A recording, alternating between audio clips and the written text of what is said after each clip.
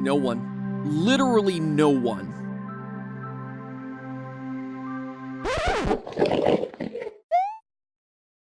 Oh, come on, you gotta be kidding me. Hello, Internet! Welcome to Game Theory! Call it nostalgia, call it a return to a more innocent time, call it a desire to trend right off of PewDiePie's success playing the game that just overthrew Fortnite. Rest in peace, Jurgen. But I have been digging through a lot of Minecraft lore lately. Oh, and you absolutely heard that right. According to Google Trends, Minecraft is now on top of Fortnite, both in terms of web search and here on YouTube. It's like the Grover Cleveland of video games. And by that I mean a game that was king, gave up its crown to someone else, but then snatched it back, just like old Grover C. did when he was elected president. History's only double president, for that matter. Honestly, it's like the only thing Grover Cleveland's known for. Heck, this 10 fascinating facts article on him couldn't even come up with anything remotely interesting, let alone fascinating. What was I talking about again? Oh yeah, Minecraft, on the other hand, is endlessly fascinating, because for a game that's now 10 years old, happy anniversary by the way, its lore still hasn't been cracked. Oh sure, there's plenty of speculation and lots of really good ideas, but to my knowledge, no one has truly been able to piece together a final, all-encompassing, all mysteries of this world tied together lore solve. And so today, I don't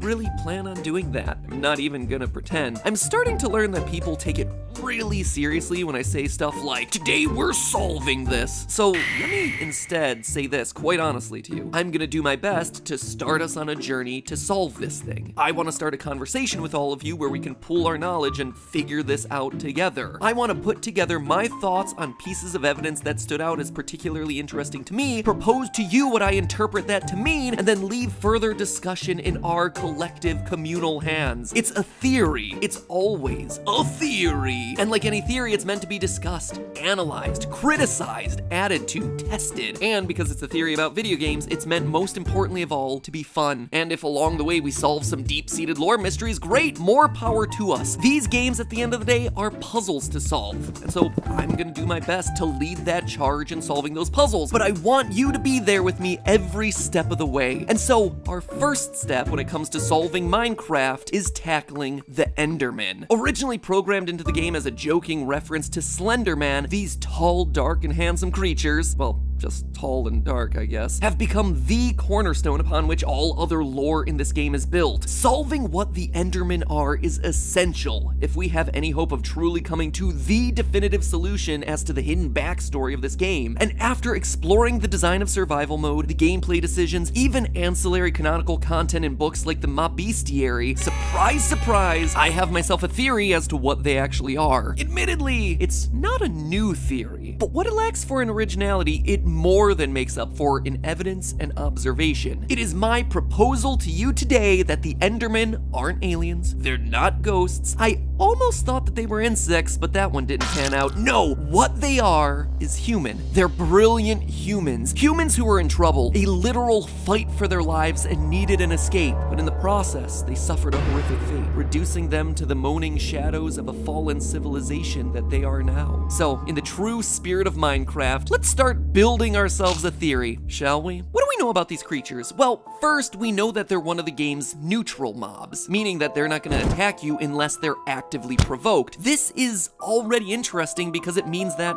in many ways, they come in peace. I mean, look at the list of mobs and all of their behavior patterns. Anything else that's nice to you is either an animal, a villager, or a zombie pigman, which is weird and honestly merits an episode of its own for another day. Everything, and I mean everything else, is hostile, except for the Endermen. So already there's a bit of an odd, tenuously peaceful relationship between us and the Endermen, but it gets even weirder when you consider that they're the only other creatures other than Steve or Alex able to move blocks. Sure, they're kinda picky about what blocks they pick up, but carrying blocks is an ability only shared between our character and the Endermen. As the Mob Bestiary says, quote, "They will not just pick up any block, but will choose only clay, dirt and sand, flowers and other plants, and rather oddly TNT. Some claim the Enderman is indulging in a form of play or attempting to communicate." Speaking of communication, we also know that they can talk, or at least had the ability to talk. Listen to some of the sound clips from when Endermen are idling near you.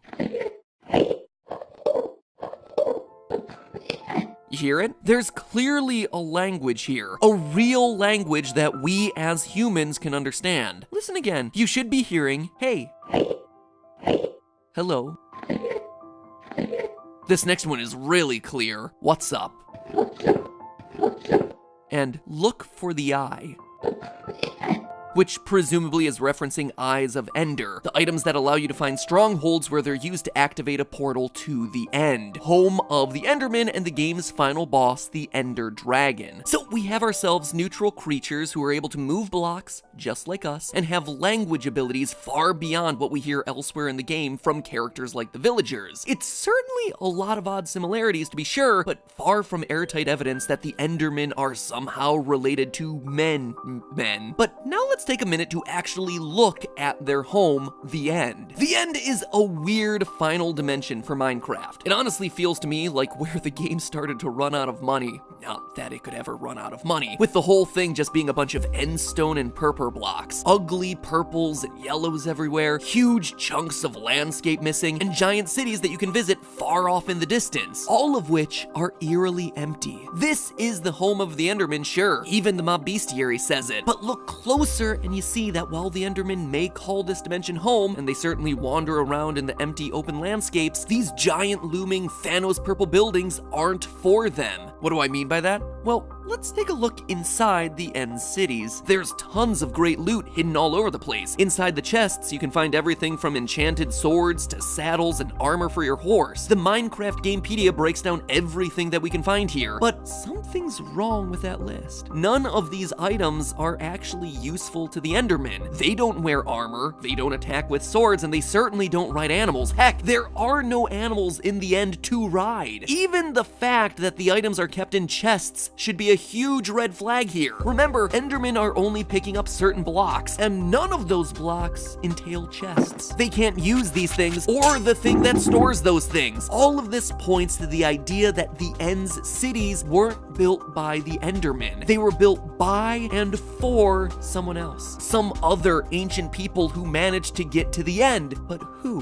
When you start up a new survival mode game, you enter a blank world. Immediately you notice that you're the only one of your kind. Oh, sure, as you adventure, you'll come across NPCs like the villagers, but they're not like you. They don't look like you. They can't build like you. You and the villagers are fundamentally different. It's almost as if you're a different species. This fact is even supported by zombie attacks. When bit, a villager doesn't transform into a normal zombie. It turns specifically into a zombie villager. Regular zombies and zombie villagers are different. In fact, the only times that you ever really see anything that looks even remotely like you, it's always in the form of undead enemies. Zombies, drowned, husks. It implies that, once upon a time, there were other humans here, but they all died en masse. It's a strange detail that you probably noticed, but you shrug it off and you continue on your journey. Then you start discovering pre-existing structures, mine shafts, temples in the desert, monuments underwater, all abandoned, all of them lost to time. Again, you're the only person who can build things in this world, and you certainly didn't build any of these things, so where did they come from? Making things even more suspicious is the fact that ruins like desert temples are protected by cleverly designed booby traps, elaborate fake floors complete with pressure plates and grids of TNT. It all points to one thing: an advanced society of builders once lived in the overworld, but have since disappeared. So that begs the question, where did they go? Maybe they all died, which in turn led to the armies of the undead mobs that we have to guard against every night. And while I certainly think that that's part of it, it's not the whole story. Because we know that they went somewhere, teleported somewhere. And while they could have gone any number of places, we know for a fact that one of the places they ended up was the End. How can we be so sure?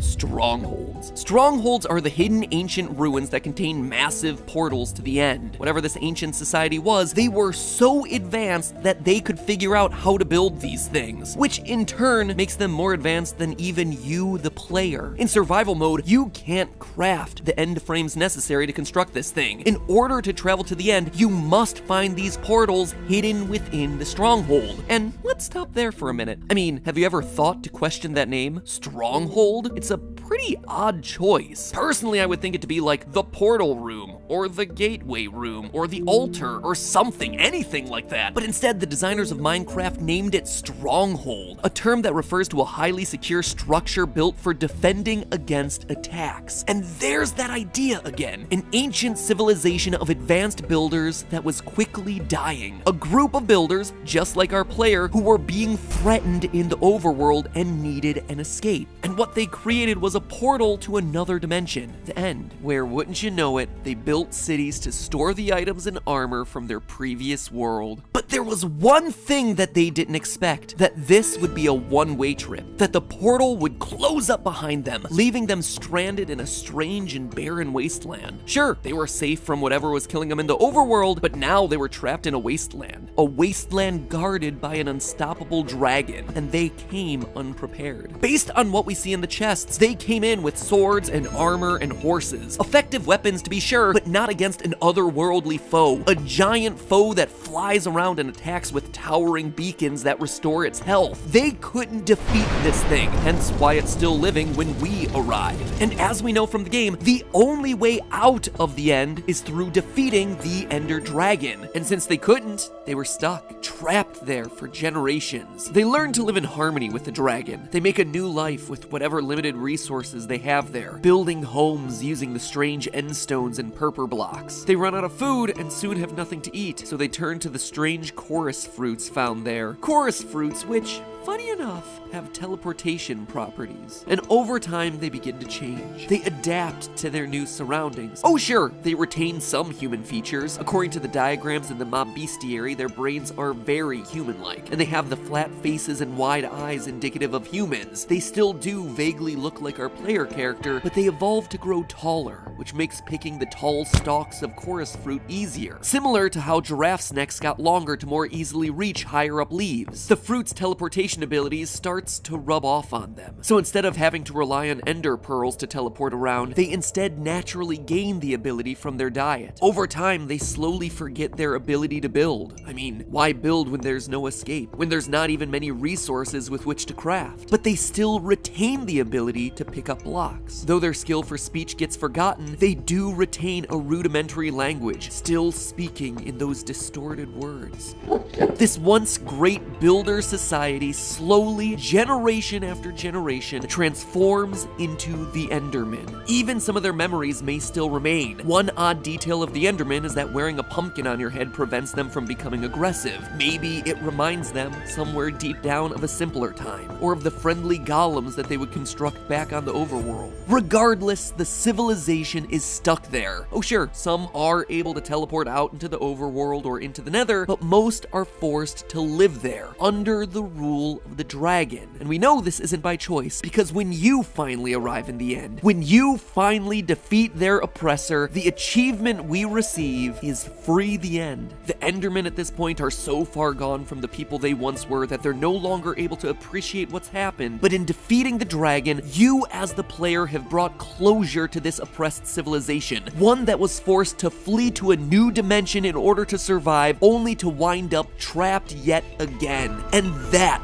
my friends, is the story of Minecraft. You're a builder, and you follow in the path of the great builders who came before you, discovering their work, learning of their enemies, unlocking their technology, and ultimately freeing them from their greatest oppressor. Now, admittedly, there are some difficult things to explain here, like how this ancient civilization got access to the Ender Pearls necessary to craft the Eyes of Ender required to build a portal to the End if they themselves become the Endermen. It would require some sort of time loop, which honestly there isn't a whole lot of evidence for. Instead, my thought here is that the Ender Pearls are items that they learn to create before becoming Endermen, before going to the End. I mean, think about this. We know that this ancient civilization was able to access the Nether. End Rods and Eyes of Ender both require blaze-related materials to craft. So this civilization had definitely visited that dimension, and thus knew how to access the powers of teleportation. So maybe they learned how to harness that in a smaller, portable form, i.e. the Ender Pearl, before ever making it to the End? I'm not 100% sure. It's honestly just speculation to try and solve for this theory's biggest problem. Anyway, I want to know, what do you think? Did you like it? Did you not? Let's build it out from there. Why do they hate Endermites? Where'd the villagers come from? And seriously, what